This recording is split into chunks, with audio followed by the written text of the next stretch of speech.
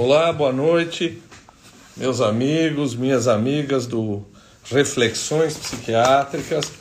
Nós estamos aguardando agora a professora Roberta Barni, né, para mais uma live sobre literatura italiana. Você sabe que quando eu boto música aqui, a gente pode acabar sendo cortado, né? Então, vou ter que cantar um pouco para vocês. Penso che un sogno così non ritorni mai più, mi dipingevo le mani, la faccia di blu. Poi d'improvviso venivo dal vento rapito e incominciamo a volare nel cielo infinito. Volare, oh. Cantare, oh oh oh oh, nel blu dipinto di blu, felice di stare lassù. Pois é, se botar música aqui eles cortam a gente, né? Então vamos cantar, olha a desgraça. Bom, vamos ver aqui o que eu vou cantar para vocês agora. Riccardo Coccianti. Riccardo Coccianti. Vamos ver se eu canto isso aqui para vocês. Boa noite, Gilberto. Aí. Io non posso stare fermo con le mani nelle mani, tante cose devo fare prima che venga domani. Cadê a Roberta? Diz que eu me perca aqui. E se lei já está dormendo, io non posso riposare. Boa noite, Carol. Tô cantando aqui para vocês. Cantando Riccardo Coccianti. Fare in modo che al risveglio. Bom. Boa noite, Carol. Vamos, cadê a minha amiga Roberta? Eu já cantei aqui para vocês Volare. Já cantei Margherita, que não é pizza. Cadê a Roberta? Fa un freddo cane. Fa un freddo cane. Roberta, dove sei tu?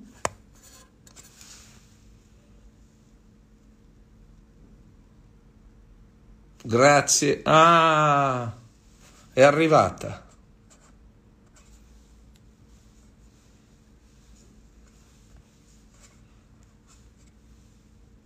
Ah, Roby Barney.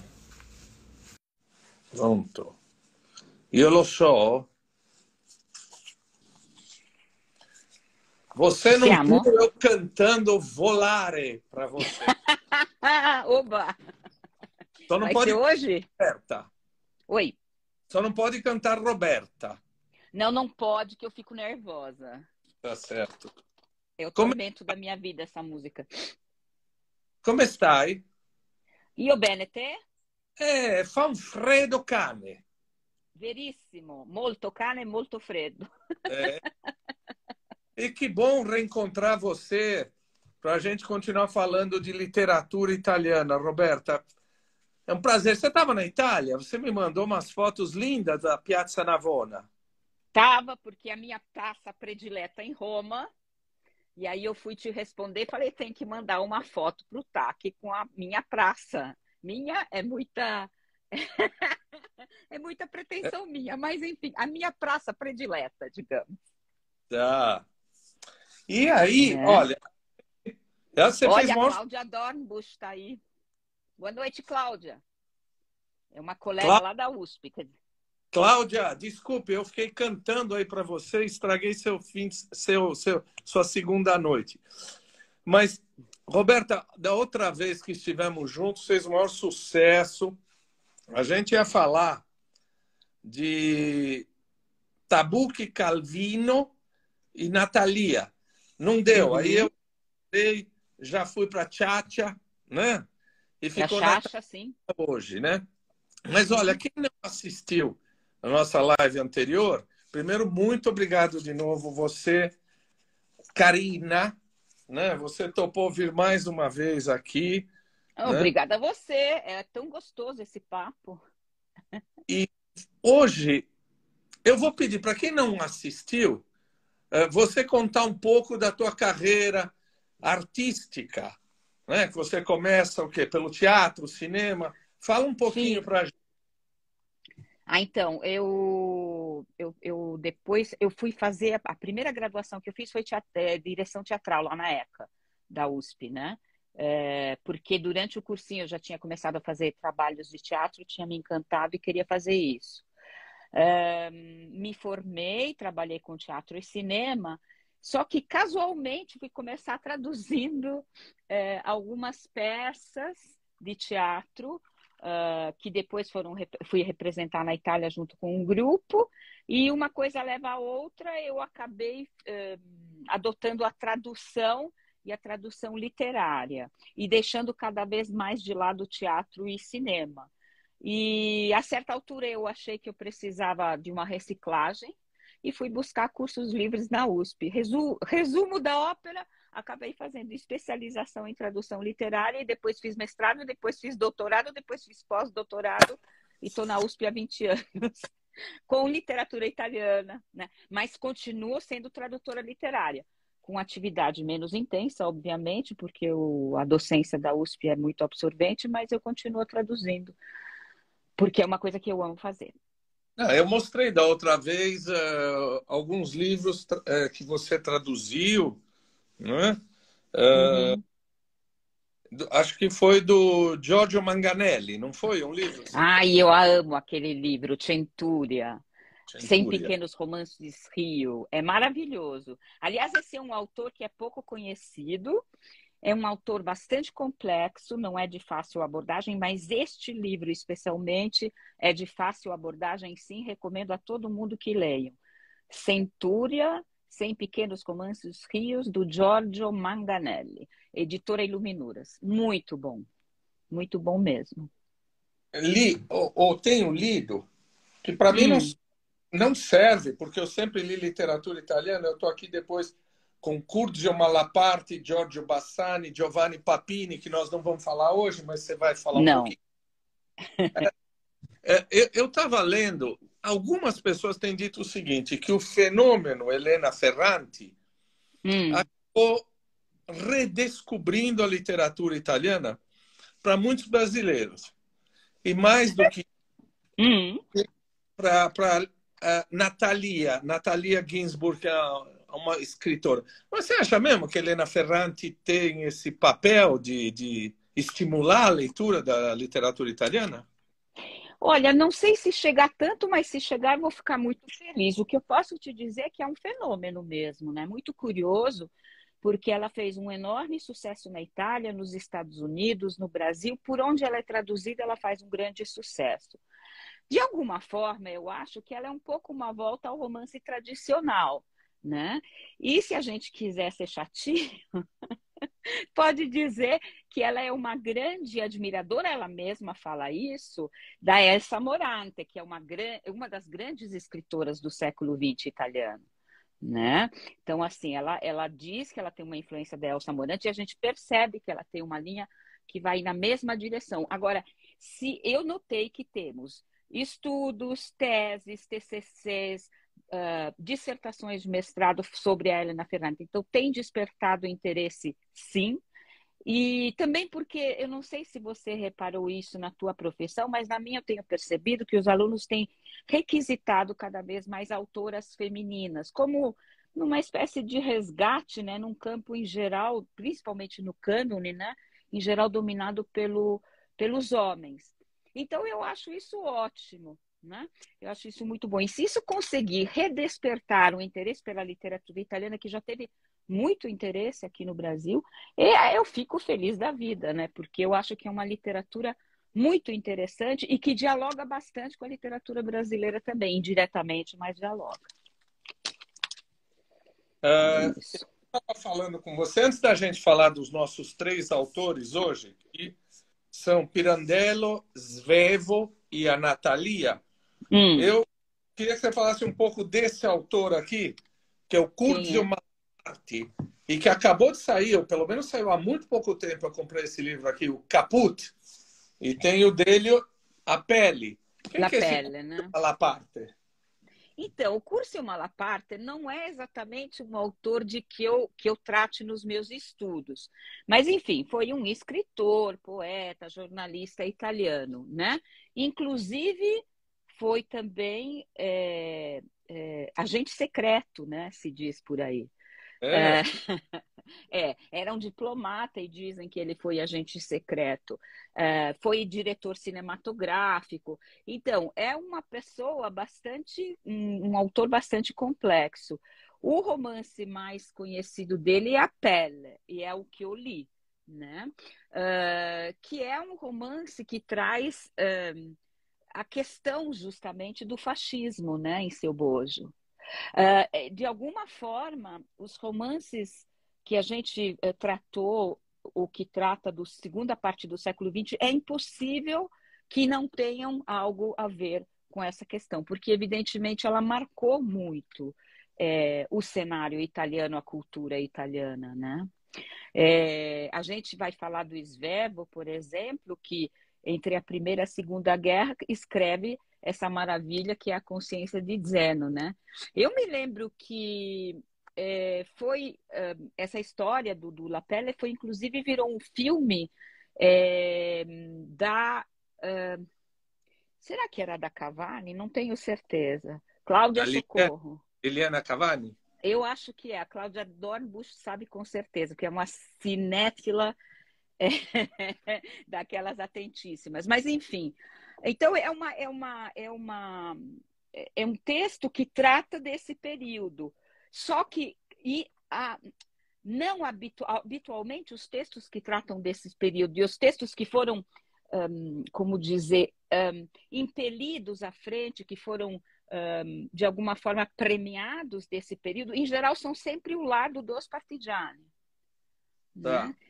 E esse livro apresenta uma visão um pouco diferente, como você sabe. Não quero falar muito mais, porque acho que merece ser lido. Agora, não sabia que acabou de sair o Caput, não. É. Então, daqui a pouquinho você já introduziu que, para quem gosta de cinema, o pós-guerra tem aquele fenômeno lindo, o movimento do neorrealismo no cinema, né? Com De Sica, Ladrões de Bicicleta, Rossellini, Roma Cidade Aberta, né?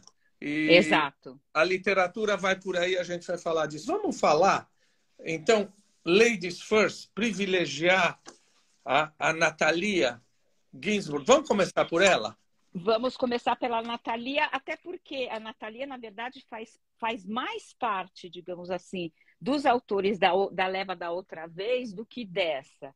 Por que que eu digo isso? Apesar dela ter nascido no início do século XX, né, ela viveu plenamente a segunda metade do século XX e se consagrou como escritora, perdão, pouco antes dos anos 50. Então, ela participa depois dessa sequência.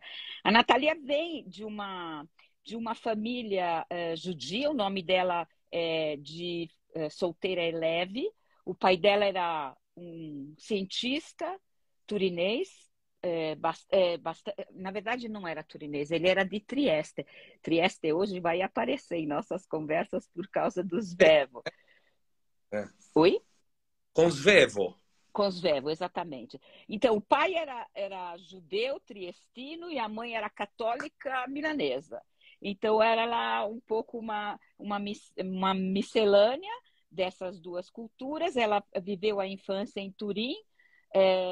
A curiosidade é que ela, quando criança, ela estudou. Naquela época se fazia muito isso, estudou como estudante particular, depois ela ia prestar exame. Então, ela não teve convívio com a molecada quando era pequena. Isso marcou um pouco a personalidade dela. Tanto é que ela teve dificuldade quando finalmente foi para a escola. Ela teve uma certa dificuldade de lidar com a socialização, não é? Mas começa a escrever poesias desde pequena. muitos textos breves e muitos contos, e é de 33 o primeiro conto dela publicado oficialmente, que é na revista Solária, que era uma revista à época muito na moda e de todo respeito, né? Em 1938, ela casa com um grande intelectual, o Leone Ginsburg. O Leone Ginsburg era professor de literatura russa, e era um antifascista conhecido na elite de Turim, dos antifascistas de Turim. Ele era muito participativo e ele colaborava com a casa da editora Einaudi, que acho que a gente comentou um pouco a presença da Einaudi na cultura italiana na outra vez, mas lembrando, é uma editora muito importante na cultura italiana, principalmente da segunda parte, eu diria depois do fascismo, porque durante o fascismo, como todo, sofria uma certa censura, digamos assim, né? O que acontece? O Leone acaba indo para o confine. Quando alguns intelectuais eram incômodos, mas eram famosos demais para serem suprimidos de cara, o regime confinava em algum lugar bem perdido, alguma aldeia distante, em que não houvesse possibilidade de divulgação do próprio pensamento. Então, ela acaba indo para esse confino junto com o marido, e já tem filhos, né? Até a última filha dele com o Leone, a Alessandra, se eu não me engano, ela se chama, ela nasceu nessa cidadezinha do Abruzzo, em que ela foi confinada junto com o marido. Depois, ela fica ali até 1943, e depois, em 42, ela vai publicar, só que com pseudônimo, porque ela não podia publicar com o nome dela, sendo judia, La Strada che va in città, o caminho que leva à cidade, que depois foi reimpresso em 45, aí sim, esta edição leva o nome real dela. Acontece que em 1944, o Leone foi tão torturado que morreu na prisão de Regina Coeli, em Roma.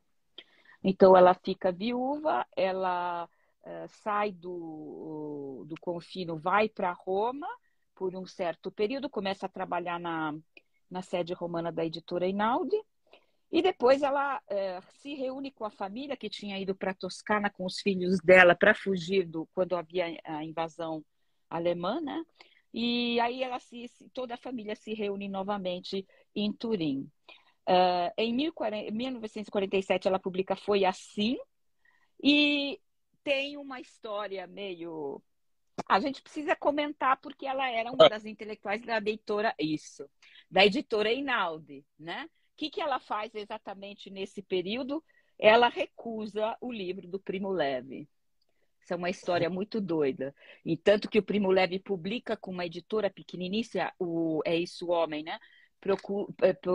Publica com uma editora bem pequena, a da Silva, e só depois do sucesso dessa primeira edição muito limitada é que a Einaudi finalmente põe o livro no catálogo deles e faz uma edição maior. E é curioso, né? Isso é uma coisa que sempre me intrigou bastante, mas eu acho que é aquela sensação que se tinha logo depois da guerra, que na verdade ninguém queria mais ouvir falar daquilo. E eu acho que a Natalia tinha mais ou menos entrado nessa. Até um recalque pessoal, né? Porque a história dela também é bem pesada nesse momento. Acho eu, tá? Isso é ilação minha, pelo amor de Deus. Bom, Foi Assim. Começa um tom, o tom, não posso dizer que começa, mas assim, se fortalece o tom da escrita da Natalia, que agrada muito aos leitores, porque ela tem um caráter muito intimista, muito baseado nas pequenas coisas do dia a dia, né? Você Então, acho diria que que memorialista?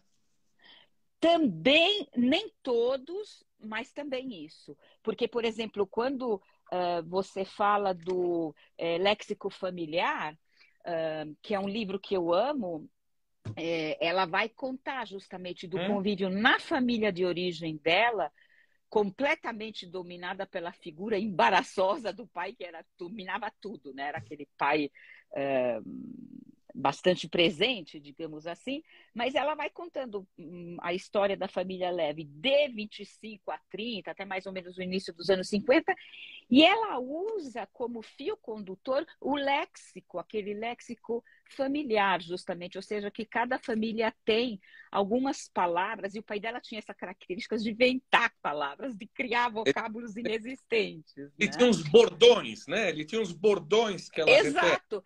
E eu gosto muito disso, porque eu me lembro, meu pai também tinha bordões.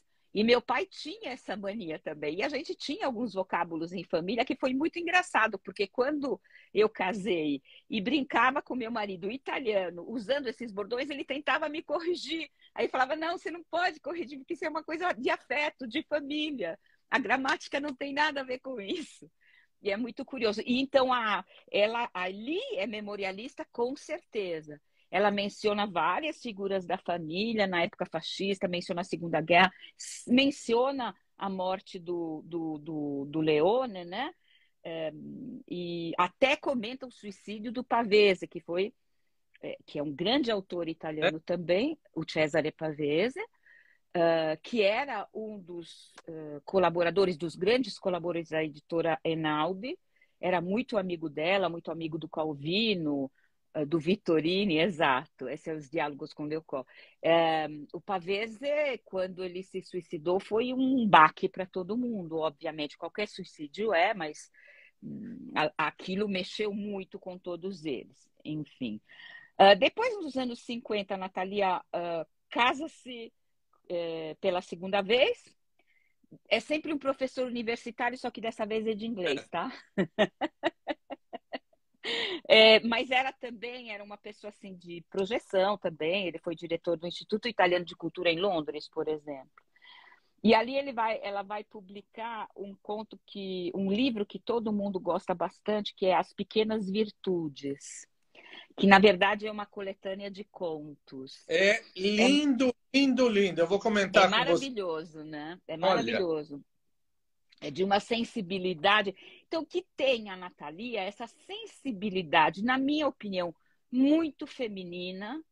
Eu não acredito na divisão de literatura feminina, não acredito que haja uma divisão, mas há umas características que são muito peculiares. E eu acho que a Natalia é uma escritora feminina, no sentido que ela mostra nos seus escritos uma sensibilidade que é tipicamente, ou comumente, é mais frequente nas mulheres do que nos homens, digamos assim, e que observa as grandes questões do mundo, não a partir das grandes questões do mundo, mas das pequenas questões do dia a dia. E aí a gente chega no Caro Michele, que é o meu livro predileto, e eu gostaria de falar um pouco dele, se você estiver de acordo. claro.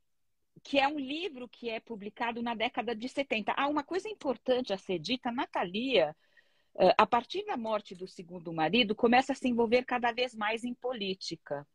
Ela é de esquerda e, a certa altura, ela é deputada do Partido Comunista Italiano. E ela participa publicamente das grandes discussões. A gente sabe, é um período muito conturbado politicamente na Itália. Ela escreve, por exemplo, no Corriere della Sera, que é um dos jornais de maior divulgação da Itália toda, e ali ela, obviamente, toca em questões importantes. E uma outra curiosidade, fui rever a biografia dela, né, para não esquecer de dados importantes, e eu tinha esquecido disso. Ela fez uma resenha do Gritos e Sussurros tão fantástica que virou meio cult, e ela acabou sendo considerada uma das grandes críticas do cinema do Bergman. O que te diz alguma coisa do estilo dela e das afinidades dela, né? Eu acho que isso... Não, pode falar, eu só quis... você sabe que depois do Dante eu ainda fui fazer alguns estágios fora, então eu fiquei um tempo em Milão, depois na Universidade de Pavia, Leonardo já conseguia ler italiano durante um tempo. Recentemente eu vi uma entrevista dela na RAI, em Sei. 1974. E é engraçado isso que você falou da literatura feminina, porque ela diz assim que no começo eu não queria ser uma dona. Eu achava que era melhor ser um homem, porque um homem não se perde numa coisa açucarada. É uma coisa mais reta, é uma coisa mais objetiva. E depois ela percebeu que isto era uma bobagem, né? E parece que é isso, né? O começo ela objetiva sempre. É uma literatura objetiva, seca, né? É, frases curtas, assim, uma coisa muito que a primeira leitura é extremamente simples. E aí, quando você vai raciocinar em cima do que você leu, você vê quantas questões complexas foram levantadas. Mas é claro que a condição da figura feminina, da mulher, interessa muito a ela desde o primeiro livro, né? Porque o primeiro livro, a protagonista, na verdade, é uma grande ocasião de uma reflexão sobre a questão do casamento, sobre a questão da participação feminina dentro de um universo de traição do marido, enfim, tem toda uma questão de reflexão feminina. Agora, você falou isso, me veio à mente o quanto é curioso que, por exemplo, a Elsa Morante, na Isola de Arturo, ela vira o Arturo e bota um personagem masculino, né? E depois Ah, ela deixa de ter problemas com isso, mas acho que no início havia uma preocupação de afirmação. Sabe, tá, que isso me lembra uma coisa engraçada. Quando eu era moleca, as feministas não queriam que se conjugassem os títulos, as profissões e etc. no feminino, porque, na opinião delas, isso seria marcar uma diferença, como se a mulher fosse um escritor diferente do escritor homem. Então, elas faziam questão de utilizar, no italiano isso é bastante comum, né? Utilizar o substantivo no masculino para que não se marcasse a diferença entre homem e mulher. Hoje, o movimento feminista faz questão do contrário. Então, é como a coisa foi evoluindo ao longo do tempo, né? Isso é bem interessante. Então, eu acho que essas escritoras, no começo, queriam marcar território, assim como o escritor homem, porque não queriam que se fizesse diferença. Justamente porque você tinha aquela escritora, a escritura feminina dos romances rosas, né? A Invernizzi e outras, que eram histórias de amor bem lânguidas, enfim, aquela coisa que a gente sabe. E não, elas queriam um espaço literário, o mesmo espaço literário que era reservado aos homens, né? você sabe que você, claro, sabe, as pessoas provavelmente têm essa informação. O filho dela foi um grande historiador, o Carlo Ginzburg, O né? Carlo Ginzburg é um grande historiador. O Eixo e os Vermes, que é o cara que fala da microhistória. Quer dizer, eu fico pensando que dentro da família dele, a mãe também fala da história dentro de uma microfamília dentro da Isso, história. Tem isso? exatamente. Tem. Tem. Exatamente, e o Caro Michele é exatamente isso. A história é ambientada na década de 70, o livro é publicado na década de 70, e aquele era o período dos anos de chumbo na Itália, né? Terrorismo, não terrorismo, tentativa da direita jogar para cima da esquerda a responsabilidade de atentados de maneira a tomar o poder e tirar a esquerda, né, do poder. Então, são os anos dos grandes atentados, depois da Brigadas Vermelhas e outros grupos extraparlamentares que acreditavam que o único modo de tomar o poder seria com a guerrilha urbana. A Natalia se posicionou publicamente contra isso, contra, por exemplo, você deve lembrar da morte acidental de um anarquista, do Dario Sim. Fo. Dario Então, Fo. ali trata do episódio do Pinelli, né, que quando teve o atentado de bombas no Banco Ambrosiano em Milão, o comissário Calabrese foi logo foram logo apontando para o grupo de anarquistas, perdão, que operava por ali e não tinham nada, absolutamente nada a ver com isso, mas o fato é que a certa altura esse homem acusado, Pinelli, se joga, entre É, aspas, do terceiro andar da delegacia, né? Então essa essa e então, nesse momento, por exemplo, existe uma carta de todos os intelectuais italianos, eles remetem essa carta a Panorama, eu acho, mas enfim, era uma carta falando sobre esse caso, se posicionando, querendo chamar o comissário Calabrese à responsabilidade dele por este suicídio, homicídio. Ela assina em primeira pessoa sem o menor problema. Mas, voltando ao livro, o Caro Michele é justamente, então, a história de... Michele é o protagonista, né? Caro Michele. Mas o Michele não aparece em momento nenhum, a não ser em alguns pequenos momentos e muito brevemente. O livro consiste de uma série de cartas, é quase só cartas, tirando uma ou outro raciocínio que emenda elas, né? De todos os membros da família e amigos que escrevem ao Michele que não está. O Michele é o grande ausente. E então você percebe o modo como a mãe, que é separada do pai, se comunica com o filho, o modo como o pai se comunica com o filho, depois o pai morre. As irmãs, cada uma vê, enxerga ele e fala com ele de uma maneira diferente. O fato, e o grande amigo dele, que se suspeita que tenha tido um caso com ele, mas na verdade aparece uma moça que está grávida, diz que não consegue se sustentar, tem mil dificuldades. É um pouco aquelas pessoas meio sem pé nem cabeça daquela década, né? E se suspeita que o filho que ela está esperando seja do Michele. Então é um tal de diz que me diz uma carta de um para o outro, e o Michele não está. O Michele foi embora para a Inglaterra e fica muito nas entrelinhas que ele teria participado de algum grupo de ação terrorista e ele estava, então, teria ido à Inglaterra para fugir da possibilidade de ser preso. A certa altura, manda uma carta para a irmã e pede para ela tirar uma metralhadora de dentro da lareira do apartamento onde ele morava e de sumir com ela. Então, a gente supõe que ele estava participando ou encobrindo algum amigo que participava. Fato é que ele vai para a Inglaterra e tem como dizer, tem um destino ingrato. Não vou dar detalhes como eu faço com os meus alunos para não estragar alguma parte do prazer da trama, né? Mas o que a gente lê através de todas essas comunicações voltadas para um personagem que quase nunca e mal responde é a incomunicabilidade entre as pessoas.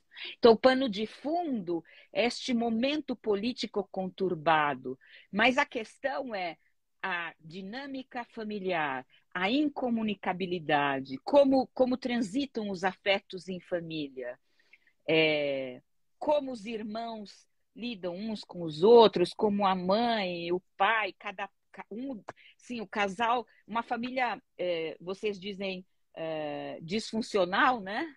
É assim que completamente disfuncional, uma das primeiras, né? Porque naquela época isso não era o comum, né? Mas que tenta, de algum modo, recosturar algum tipo de relação. E o Michele não participa disso. Não só não escreve poucas vezes, como eu disse, mas ele não terá uma participação ativa dentro desta dinâmica. Josino, Então a gente conhece ele só pelas palavras dos outros. Josino, o nome do livro é Caro Michele. Caro Michele. Michele é escrito alla italiana, CH, tá? Que é nome de homem e não de mulher, Michele. Um livro que eu queria comentar com você é esse, É Stato Così. Começa com a frase, ou quase, atirei nos seus olhos, e acaba também, que é uma mulher e um marido, etc. Né? E é uma coisa muito bonita, muito bonita. E ela me lembrou, a gente estava conversando ontem em casa, que assim, ela termina o romance não de um jeito americano, onde tudo se resolve, as respostas. Ela me lembra muito o Chekhov. Ela corta num determinado momento e ela tem uma coisa, ela tem uma inspiração, ou tem alguma proximidade com Chekhov? Declarada que eu saiba, não. Mas não vamos esquecer que ela era mulher do Leone, né? Que era professor de literatura russa. Claro. Então, nada mais possível do que tê-lo... E, além de tudo, na Itália, nesse período, Chekhov era muito publicado, né? Então, é bem possível, mas declaradamente, pelo menos eu não tenho conhecimento, mas também nunca pesquisei esse aspecto, então pode ser que sim. Agora, eu não duvido, e é muito curioso você mencionar o Chekhov, porque é um dos meus autores prediletos. Eu também. Já E falamos, tem muito a ver, tem é, muito a ver. já falamos que como médico ele dizia que a medicina é minha esposa e a literatura é minha amante. Hã? Eu Nada estava mal, né? há pouco tempo, reli ontem esse aqui que é divino, As Pequenas As Virtudes. pequenas virtudes. Oh, como se diz, oh, lá na Grécia. Maravilhoso. Maravilhoso. Maravilhoso esse livro. Eu acho que são alguns, são 5, né, ou 6 contos, agora não me lembro direito, mas São mais, são dois, são mais? quatro, 12. Ah, tá. Então eu penso nos 4 ou 5 que eu amo de paixão. Principalmente o Eu e Ele é aí, né? Eu e ele não me lembro de ter lido, peraí. Eu e ele, sim, é um deles. Tem um que é o que. Fala. Não, não, eu ia dizer que eu acho esse conto assim uma sumidade. É muito, muito, muito bem escrito. Tem esse tom. Se você quiser entender o tom da Natalia, leia esse conto que você entende. É impressionante, eu acho. Tem outros que eu gostei muito: Filho do Homem, O Meu Ofício e O o meu último. ofício é maravilhoso também. E, se você me permite, eu achei uma coisa tão bonita nas Pequenas Virtudes, que é o último ensaio dela. Ela diz Que o dá seguinte: o nome ao livro todo, né? Uhum. é, ela diz o seguinte: no que diz respeito à educação dos filhos, eu penso que deva ensinar-se a eles não as pequenas virtudes, mas as grandes. Não ensinar a poupança, mas a generosidade e a indiferença ao dinheiro. Não a prudência, mas a coragem e o desdém pelo perigo. Não a astúcia, mas a franqueza e o amor à verdade. Não a diplomacia, mas o amor ao próximo e a abnegação. Não o desejo do sucesso, mas o desejo do ser e de saber. Isso é para botar uma placa no Brasil hoje, né? Principalmente hoje, né, Taki? Hoje. Principalmente hoje. Foi bom você ter lido, porque a Natalia eu não tenho nada em português, é tudo em italiano que eu tenho, então não dava para. Os outros dois eu tenho, mas a Natalia eu tenho toda em italiano, então bacana você ter lido isso, E muito legal esse mesmo. Esse aqui que está na fila. Todos os nossos ontens. Todos os nossos ontem ou toda a nossa memória em algumas outras traduções. É. Como é que é? É uma história familiar também, não é? Que eu saiba sim, mas está aqui. Este livro eu li faz muito tempo e não retomei. Então, se eu for falar sobre ele, vou falar bobagem. Então, é melhor você falar. Não, eu tá na fila aí, eu comecei a ler um pouquinho, mas é uma história da a mãe morre e o pai cria 4 filhos, né? Durante a guerra também, né? E aí tem uma família vizinha, mas comecei a ler, parei porque não consigo ler tudo o que quero. E esse aqui? Nem eu, nem eu. A família Manzoni. Aí você está mais no ensaio. É, O Manzoni é o famoso autor de Os Noivos. É Os muito Noivos. mais do que isso, mas internacionalmente ele é mais conhecido por isso. Na verdade, é um autor de vários textos, inclusive de tragédias, né? Que é muito interessante a coisa. Mas, enfim, Os Noivos é o grande romance histórico italiano, né? E então, e ele era uma figura muito interessante, porque ele era filho de uma das ele era neto de um dos grandes fautores do iluminismo italiano. Então, ele vem de uma família bastante peculiar, e além de tudo, ele tinha. A mãe dele se separa do pai, vai viver com o amante na França, quer dizer, uma modernidade que naquele período era impensável. Então, a Natalia reconstituiu um pouco a história da família do Manzoni, é, sem ser uma coisa histórica, mas uma abordagem, digamos, que é ensaística, mas que tem uma certa liberdade de trânsito nos períodos diferentes da vida do Manzoni, é isso.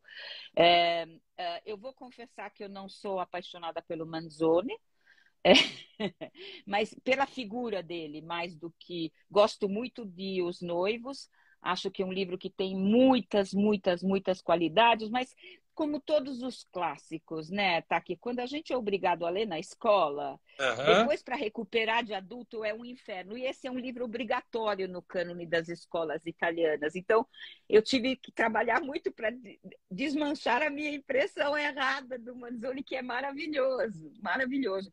E o Manzoni fala por interposta pessoa. Ele escreve esse romance como, teoricamente, aquela desculpa que tinha meio a Walter Scott, né? Aqueles romances históricos. Ele redescobriu um documento histórico da época do Seicento, e aí ele vai tratar de todas as questões que envolvem esse documento e também da história daquele período. Claro que acompanhando esse casal que tenta se casar, né, nos noivos, e que nunca consegue, só no final. Mas o ponto não é esse. O ponto é que é muito interessante, porque ele, na verdade, está falando do século dele, mas fingindo que está falando do Seicento, né? Então, ele usa um romance histórico para fazer uma crítica contundente à sociedade da época, utilizando o expediente do falso documento histórico reencontrado. E, bom, mas era uma figura interessante, teve uma penca de filhos, morreu uma mulher, morreu a outra. Ele tem uma vida bastante movimentada, então é interessante o texto. Mas é mais para um ensaio do que está mais para um ensaio do que para um romance. Você lembrou dela recusando o livro do Calvino, mas isso é razoavelmente frequente. Não, do Primo Levi. Do Primo Levi, porque Calvino era amigo, mas eu estou tentando lembrar se foi a Gallimard que recusou o livro do Proust.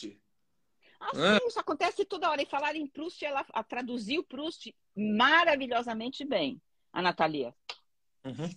E aí, quem eu estava lendo, quem a estimulou a escrever foi o nosso amigo Italo Calvino e o Pavese, né? Que ela cita na entrevista, um grande amigo. Eu estava lendo ontem, até para falar com você, algumas coisas do Pavese. Ele tem uma poesia, que é o título de um livro, acho que Trabalhar Cansa. Cansa. Não é? É maravilhoso esse livro, é maravilhoso. Maravilhoso. E os poemas, tem um dos poemas ali que depois vira um romance. Atenção, meninos, vocês querem dica de literatura italiana? Então anotem.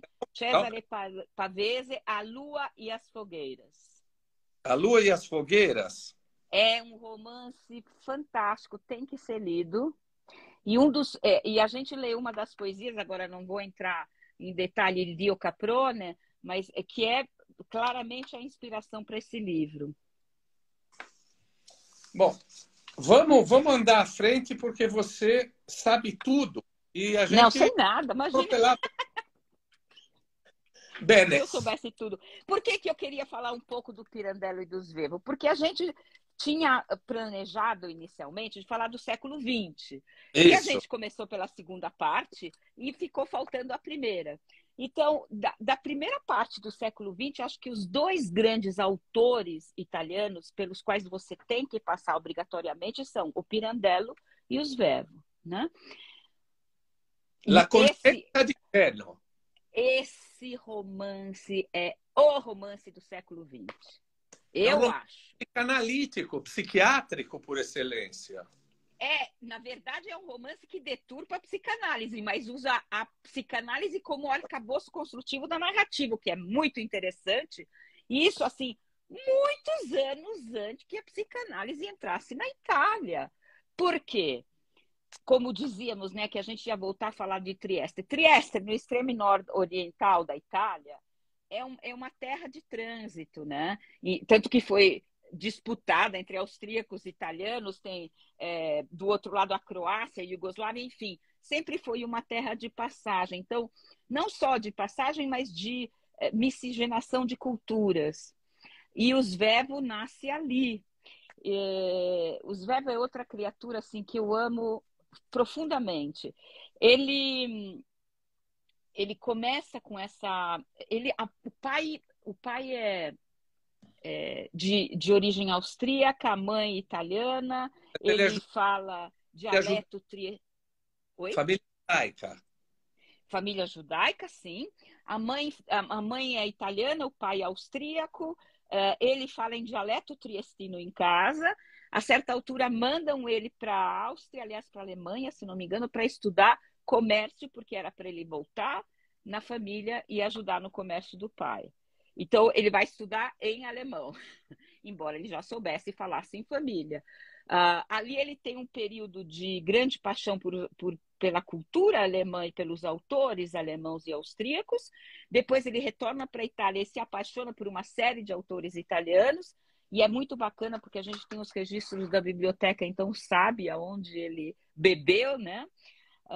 Mas o fato é que ele acaba sempre, a vida toda, ele vai estar dividido entre o trabalho do comércio e o trabalho de escritor. Ele faz questão de afirmar: eu sou um escritor amador, eu não sou um escritor profissional. A certa altura, tem coisas interessantíssimas na vida do Svevo. A certa altura, ele precisa fazer aula de inglês, né? Ele já está casado e o sogro produz uma tinta náutica e era única da Europa, então ele tinha que viajar muito porque vendia para todos os países. E aí ele tinha que estudar inglês, porque o inglês dele era meio fraquinho. Quem era o professor de inglês dele? Joyce. Joyce, nesse período, vive em Trieste. E, para arredondar, porque ele era bem duro, ele dava aula de inglês na escola Roosevelt, imagina só. Não, era Berlitz. Acho que era Berlitz. A Berlitz. É mesmo? Acho que é. Preciso achar por aqui. Bom, depois eu olho também, porque eu faço um pouco de confusão também. Então, ele começa... Claro que os dois percebem que tem uma certa empatia, o interesse pela literatura. Conversa vai, conversa vem. O Svevo mostra para ele os dois romances que ele já publicou e que foram absolutamente ignorados por público e crítica. E o Joyce lê e fica admirado com o talento dele. Muito embora esses dois romances que são Uma Vida e Senilidade, eles tenham ainda uma característica do romance do século XIX como característica formal, digamos, o tema é absolutamente fora da casinha, como se diria hoje, né? Ou seja, o Svevo já estava falando da inaptidão, daquela pessoa absolutamente inadaptada, deslocada, incapaz, que vai ser depois o ponto central dos romances modernos do século XX, né? Que é o anti-herói, aquela pessoa que não é como o romance do século XIX, não é, que tem toda aquela áurea de uma vida que tem um objetivo, de coisas, valores claros, né? Não, aqui estamos em discussão. E os dois têm, esses dois protagonistas desses dois romances iniciais têm em comum essa incapacidade de vida. Digamos assim, um deles se suicida e o outro praticamente se retira da vida, digamos assim. Bom, quero dizer uma coisa que quase ninguém sabe, eu estou trabalhando com isso na minha pesquisa, então quero só adiantar. O Svevo é um autor teatral, ele começa com o teatro. Ele diz que o teatro é a máxima das expressões. Depois, aos poucos, ele vai deixando o teatro de lado e vai para o romance e para os contos. Tem um período, por exemplo, em que se diz que o Svevo ficou 20 anos sem escrever. Mentira. Quando os romances não fizeram sucesso, ele continuou escrevendo, mas deixava na gaveta. E dizia, porque ele queria mostrar que ele estava se dedicando à atividade de comércio, que com a escrita ele tinha encerrado o assunto. Mentira também. Mas ele volta depois com a inspiração do Zeno. E o Zeno, a consciência de Zeno, é um dos grandes romances da crise europeus do século XX. Ele é do nível de um Joyce, ele é de um nível de um Kafka, ele realmente é um romance impressionante. E se ele não fosse italiano, provavelmente seria muito mais conhecido do que já é. O problema é que a cultura italiana, naquele período, é ainda muito provinciana. Trieste é uma exceção, porque está ligada mais à Europa Central do que à Itália. É o que eu disse, ele fala de psicanálise. A irmã dele, ou a cunhada dele, o cunhado dele tinha se tratado com Freud. Ele traduziu a primeira conferência sobre os sonhos, não o livro, a conferência. O Svevo traduziu. Então, ele tinha um contato com o Freud, ou com a teoria do Freud, parcial, evidentemente, e ele comenta até que o cunhado dele não tinha melhorado nada no tratamento com o Freud. Bom, eu tenho aqui uma edição maravilhosa da Nova Fronteira, que a tradução é do Ivo Barroso. Ele tem uma apresentação do Antônio Lobo Antunes, que é psiquiatra também, né? Introdução Antônio Lobo Antunes, que eu amo também, escritor maravilhoso. É o livro dele, né?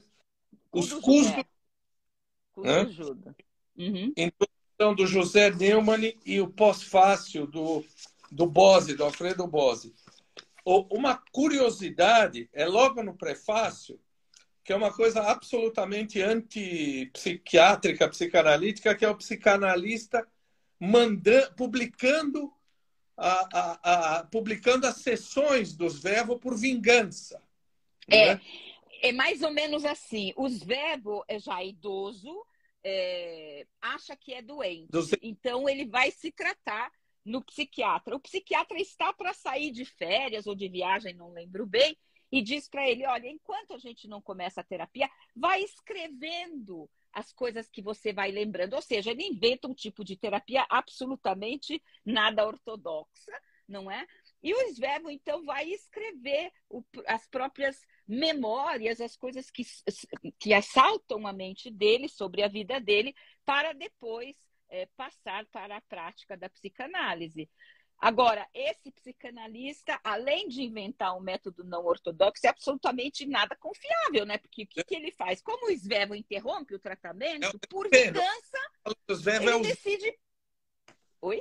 É o Zeno. A gente está falando é o Zeno, né? É o Zeno, desculpa. Zeno Svevo. Aliás, eu não sei se eu comentei com vocês que Italo Svevo é o nome de plume, né? O nome dele não é Italo Svevo.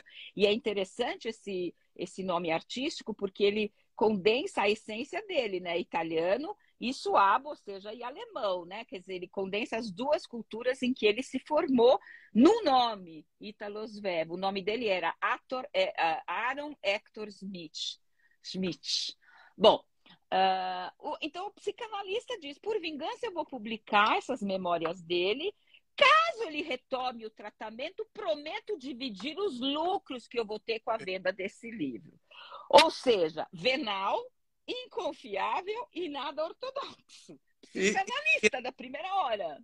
E é interessante que o psicanalista assina Dr. S., que pode ser tanto Svevo quanto Sigmund Freud. Isso deu uma discussão à época, porque tinha um psiquiatra que começava a introduzir essas ideias em Trieste, ele imediatamente achou que era com ele. E o Svevo teve que desmentir que não era ele, absolutamente. Mas claro que todo mundo especulou sobre o Sigmund, né? Dr. S. E aí, em seguida, então o Zeno Cosini vai escrever as próprias memórias, sempre nessa ordem que é psicanalítica, se você quiser, que é associação de ideia, o que me vem à cabeça. Os capítulos não são numa sequência causal, não são numa sequência temporal, obrigatoriamente, mas são divididos por tema. Né? O doutor sugere que ele comece a pensar na infância dele, porque, claro, ele quer chegar ao complexo edipiano dele, e o Svevo carregado de ironia e autoironia, vai primeiro meio que tirando sarro, dizendo, estou aqui tentando com papel, uma caneta, estou vendo um bebê no berço, olha só, mas não sou eu, é o meu sobrinho que nasceu há pouco, enfim, faz toda uma confusão. Então são diversos capítulos, vou até pegar aqui, em que ele vai falando justamente no preâmbulo, né, que é um capítulo curto também, que ele vai dizer essa coisa de repercorrer essas fases da vida dele importantes. Então, nós temos esses dois, um é prefácio e outro é preâmbulo. Então, os dois acabam indicando para o leitor que nenhum dos dois é digno de confiança. Uhum. Então, é o livro que vai obrigar o leitor a estar desconfiado em sua leitura, a ficar atento, porque ele diz, o médico diz, e o Zeno, a certa altura, confessa também, agora não me lembro bem em que momento, que ele está mentindo. E o médico diz, nas tantas mentiras e verdades que acumulou nesse diário. Então, onde está a verdade? Onde está a mentira? Né? Então, isso já coloca o leitor fora daquele que a gente chama de pacto de confiança que se estabelecia entre o autor, o narrador, se você quiser, e o leitor. Uhum. Né? Até então, lembra você... um pouco Memórias Póstumas de Brás Cubas e lembra Dom Casmurro, onde o narrador é confiável, né?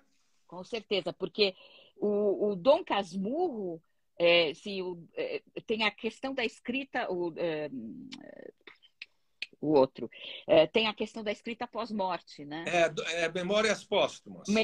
Memórias póstumas. Aqui, você não tem pós-morte, mas você tem todo um processo que reconstitui a própria vida, mas de uma forma que lembra aquela fina ironia, né, desses textos que você mencionou. Aí ele vai falar sobre o fumo, que é um dos grandes problemas dele, né? É um viciado em cigarro, e só que ele tem assim, o pai dele, bom, o pai nós vamos falar depois. Então, o fumo é o vício que ele quer cortar. E ele tem uma série de quase... como é que a gente fala? Superstições para poder parar de fumar, anota as datas, faz cabalá, numerologia. O fato é que o problema do Zeno é fumar sempre o último cigarro. Porque sendo o último, ele é mais gostoso. Só que nunca é o último, porque ele depois fuma outro, né? Então, é toda essa batalha, que não é uma batalha real, para ele deixar de fumar. Aí ele associa isso à questão de que ele roubava dinheiro do pai quando era criança, escondido, para poder comprar cigarro. E aí a gente vai ao próximo capítulo, em que ele fala da relação dele com o pai. E a relação dele com o pai, ele vai falar da morte do pai, né? O que acontece? Que quando o pai morre, infelizmente, ele tem um estertor que para o Zeno parece, ele levanta a mão assim e de repente solta quando perde os sentidos, entrando na morte, né? Só que esse soltar o braço acaba virando um tapa na face do Zeno. E o Zeno se convence que o último gesto e a última palavra do seu pai foi um tapa na cara dele. O pai considerava o Zeno um buono a nulla, a gente fala em italiano legítimo, ou seja, uma pessoa incapaz de lidar com a vida, com as finanças, com tudo, com qualquer coisa. Então ele nomeia um tutor. Meio um Vitelloni do Fellini. Um pouquinho diferente, lembra alguns aspectos. Eu não associaria diretamente, mas alguns aspectos, sim, com certeza. Mas, assim, ele, a rigor, poderia, por exemplo, se ocupar das empresas do pai, mas o pai não deixa porque considera que ele não tem o menor talento, ele não sabe, ele é um incapaz. Bom, vou naturalmente passar muito rapidamente isso, depois ele passa para a história do meu casamento. Aqui é muito hilário. Segundo o psicanalista interpretará depois, mas isso a gente ainda não sabe no início, ele passa a frequentar um homem de negócios bastante inescrupuloso, um Malfente, que tem 4 filhas mulheres. E Zeno, a certa altura, que começa a frequentar a casa dele e decide que ele vai ter que casar com uma das 4. Segundo o psicanalista, ele faz isso porque ele perdeu o pai, então ele tem que substituir de alguma modo, como ele não superou o problema do pai, ele tem que substituir o pai de alguma maneira e substituir com um Malfente. E o Zeno acerta. Allora, o Malfatti tem 4 filhas, todas com a letra A, o nome. Ada, Augusta, Alberta e Anna. E Anna ele não pede em casamento porque ela só tem 8 anos, tá? Mas as outras 3 entram para o rol. E a justificativa que o Zeno dá é: eu preciso dormir essa noite e eu não posso ser afastado da casa do Malfatti. Portanto, eu vou pedir a Ada em casamento. Teoricamente, a Ada é das filhas a mais bonita, a mais interessante. Que está já interessante. Derrubaram a gente. É um golpe. Vamos ver se a Roberta ritorna, Roberta. Ritorna. Roberta, ritorna. Ascoltami. Ritorna. Dove sei tu, Roberta?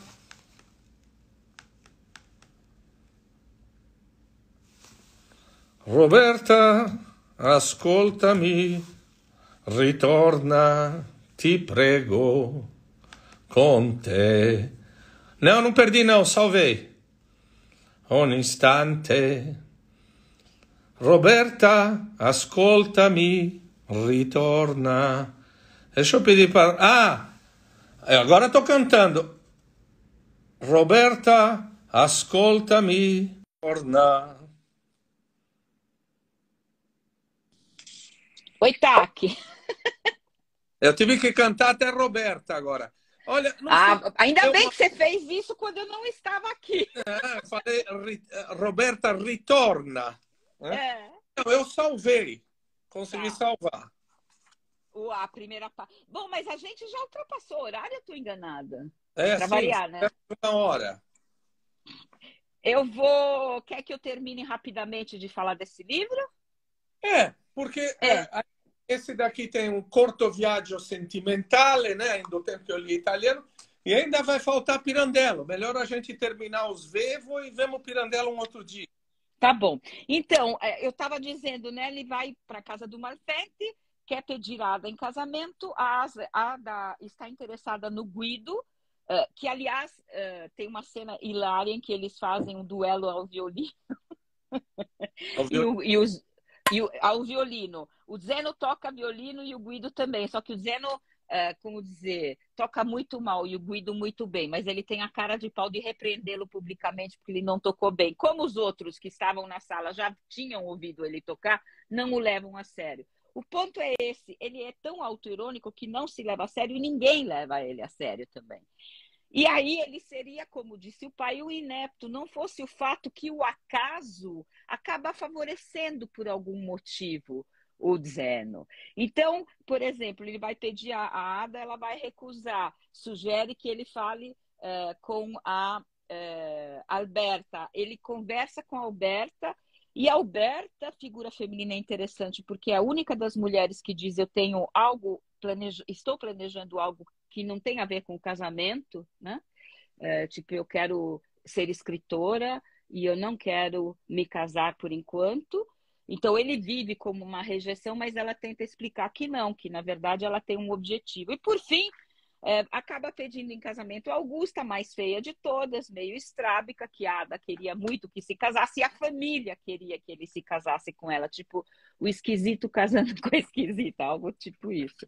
Só que, no fim, ao longo do tempo, ele descobre que o casamento dele deu super certo, porque o estilo da Ada se complementa muito bem e apoia ele muito bem. Agora, é tipo mulher enfermeira, tá? Aquela velha concepção da mulher enfermeira. Tanto é que pouco tempo depois o Zeno arruma uma amante, como bom burguês, como bom casamento burguês, pressupõe a presença de um amante. A amante é uma moça pobre, ele conhece justamente porque um amigo dele convence ele a participar de obras de caridade.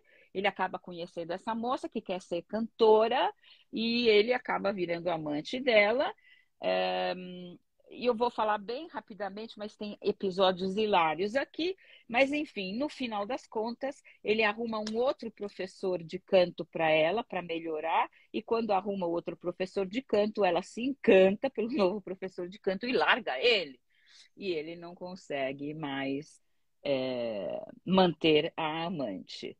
Depois, a história de uma sociedade comercial, o próximo capítulo, é a sociedade dele com o rival, o Guido. E aqui acontecem coisas inacreditáveis, tipo, a gente tem aqui como é que fala? O imprevisto, mas também o ato falho o tempo todo caminhando. Então, era isso que eu dizia. O Svevo pega algumas coisas da psicanálise e insere no livro. Então, por exemplo, o Guido está levando a empresa que ele tem em sociedade com o Zeno a quebrar. Então, ele que faz? Para chamar a benevolência sobre ele, ele finge que se suicida. Isso dá certo uma vez, mas a segunda vez que ele vai fazer, ele erra a mão na quantidade e morre mesmo. E aí, o Zeno, tentando resolver o problema que levou à quebra, acaba fazendo a empresa ter um lucro enorme, sem querer. Aí, quando é a hora do funeral dele, por exemplo, ele acompanha o funeral errado e só percebe no fim. Então, todas essas coisas, naturalmente, vão contando quem é o nosso amigo Zeno. Zeno Coisinha, Zeno Cosini, por fim, termina o livro sem terminar. Ou seja, o último capítulo é diferente do resto, não são rememorações, mas é em formato de diário, com algumas datas, em que a gente fica sabendo que ele acabou ficando sozinho em Trieste por conta da eclosão da guerra. O tutor dele não está lá, então ele se sente livre para trabalhar sozinho. E a família também fica fora de Trieste, porque não pode voltar, ficou separada na fronteira entre Itália e Áustria. Com isso, ele começa a especular, compra qualquer coisa para revender. Estamos na guerra, naturalmente ele tem lucros absurdos, então ele especula na economia de guerra e ganha muito, muito, mas muito dinheiro. Aí ele se convence que ele não está doente. Quem está doente é o mundo. E tem um finalzinho de capítulo que é muito doido, em que ele prevê uma eclosão que vai acabar com o mundo todo. E a descrição que ele dá parece que ele esteja descrevendo a bomba atômica. Mas isso sem perder a ironia. A certa altura ele diz, a diferença das outras moléstias, a vida é sempre mortal. Né? Ou seja, a vida é uma moléstia, mas é mortal. Então, assim, eu corri muito, mas é um texto assim de uma frescor que permanece até hoje. Você lê e não consegue não rir. Ele faz tanta atrapalhada, mas ele não decide nunca, ele não consegue tomar uma decisão, ele não consegue parar de fumar, ele não consegue decidir com quem vai casar, ele não consegue fazer nada, mas quando ele não decide, as coisas decidem por ele e acaba dando certo. Então ele é tipo o primo sortudo do Pato Donald, né? Porque as coisas dão certo para ele no fim. É muito interessante isso. A gente não vai conseguir falar de Luigi Pirandello, porque o nosso tempo esgotou, mas eu tinha pedido para você que você dissesse, se alguém quiser ler, 10 romances, 10 livros da moderna literatura italiana, o que esse cara deve... Claro que toda escolha é uma perda, mas claro, o que você... obviamente. Olha, leia pelo menos esses 10, sei lá. Aí depois eu boto aqui a lista para as pessoas. Beleza. Então, primeiro, vou tentar seguir por ordem, mas não acreditem nisso, ordem cronológica, porque eu fui anotando meio caoticamente. O primeiro é o falecido Mattia Pascal do Pirandello. 1904, de uma modernidade absurda. Tá, Pirandello. Depois, A Consciência de Zeno do Svevo, 23, é um livro que realmente precisa ser lido. Ele está no rol dos grandes romances europeus do século passado, gente. É brilhante. Depois eu recomendo Primo Levi. Eu sei que você já fez até um programa, uma dessas sessões assim sobre ele, que é o italiano que passa pela experiência do campo de concentração e que depois vira escritor a partir disso. É Isto um Homem, é o livro do Primo Levi, obrigatório. Tá. Depois eu colocaria o Pasolini com Ragazzi di Vita. Eu não sei, eu vou... então, preciso pesquisar. Eu tenho certeza que já foi traduzido, mas eu não saberia te dar agora a tradução. Posso pesquisar e te passar depois. Tá. Mas é o livro em que é um romance em que Pasolini vai narrar a vida da periferia da cidade de Roma no pós-guerra. E é muito interessante porque a gente reconhece coisas tão brasileiras nisso que é impressionante mesmo. Depois eu recomendaria o nosso amigo Chacha, né? Com O Dia da Coruja. Por que O Dia da Coruja? Porque é o primeiro romance que vai falar sobre máfia. E, na verdade, ele deleta, embora finja que seja ficção, ele delata, o funcionamento da máfia. Depois tem o Gada, que é um grande escritor que eu amo, um engenheiro escritor, falando em gente que não é escritor, que é escritor só de vez em quando. Eu acho, do Gada, o melhor livro de todos é O Conhecimento da Dor. Mas, se não quiserem ler O Conhecimento da Dor, aquela Confusão Louca da Via Merulana também é maravilhoso. O Gada é um escritor que precisa ser conhecido. Elsa Morante, A Ilha de Arturo. Romance de formação juvenil, que não é romance de formação e não é juvenil, é de um garoto e, na verdade, a escritora é uma mulher. É maravilhoso. Esse, aliás, fui eu que traduzi a última edição que tem da a Ilha de Arturo, que é pela Carambaia. Mas não é porque eu traduzi, é porque o livro realmente é fantástico. Depois eu recomendaria Os Indiferentes do Moravia. Esse é um livro da primeira parte do século XX, mas digamos que é um predecessor do existencialismo, esse livro. Retrata a sociedade burguesa na época do fascismo. Muito interessante. E, por último, eu recomendaria um livro do Calvino. Eu sou apaixonada por Se numa Noite de Inverno um Viajante. Muito embora o público brasileiro tenha elegido As Cidades Invisíveis como o melhor livro de Calvino pelas vendas, viu? Não por outro motivo. Estamos em 10 já? 9. As Pequenas Virtudes, da Natalia Ginsburg. Eu acho que é um livro que merece ser lido também. Olha, que show, Querido. Hein, Roberto? Que show! Tá bom. Muita bondade sua, tá aqui. Então, você fica me devendo o Pirandello e daí eu vou para a Divina Comédia. Já vou pedir essas outras coisas para você depois. Tá bom. Mais nada, não? Nada. Não, para Divina Comédia eu te mando uma especialista, vai. Tá bom. É melhor. Mas Pirandello, sim, na boa. Podemos fazer um pouco de romance e um pouco de teatro.